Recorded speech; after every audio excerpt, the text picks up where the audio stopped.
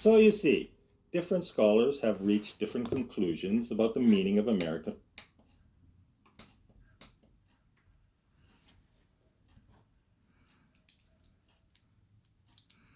As human beings, we like to think that there is something unique about our minds that makes us superior to the rest of the world.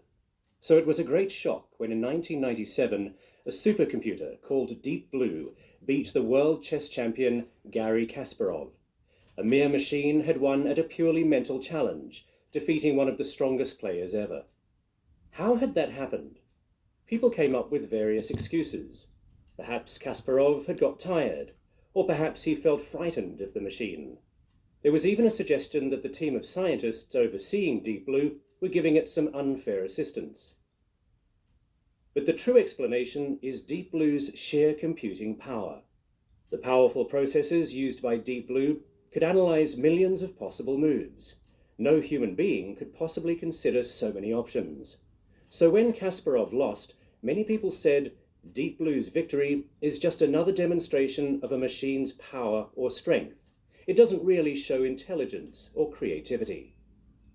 But if chess is not a test of intelligence, what is? Some people argued that the game of Go would be more appropriate.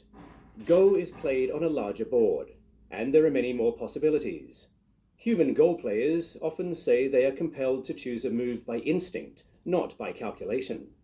It seemed that computers would never have the creative intelligence to defeat a human Go champion.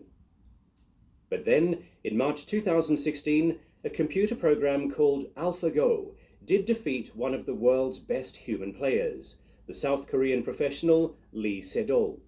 In a 5-game match, the computer won by 4 games to 1. Two aspects of this victory were particularly impressive.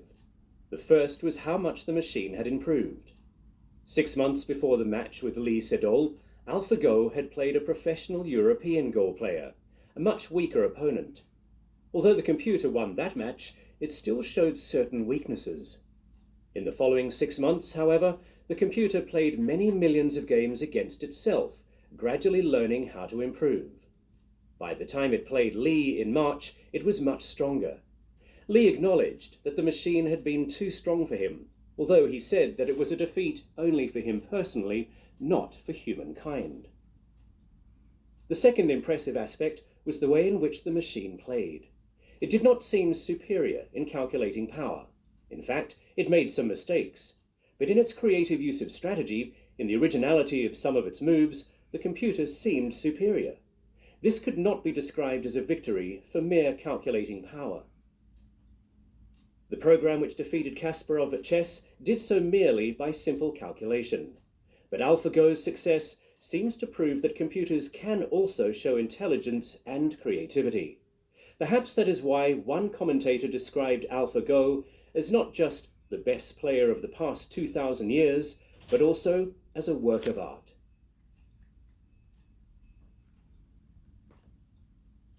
How was the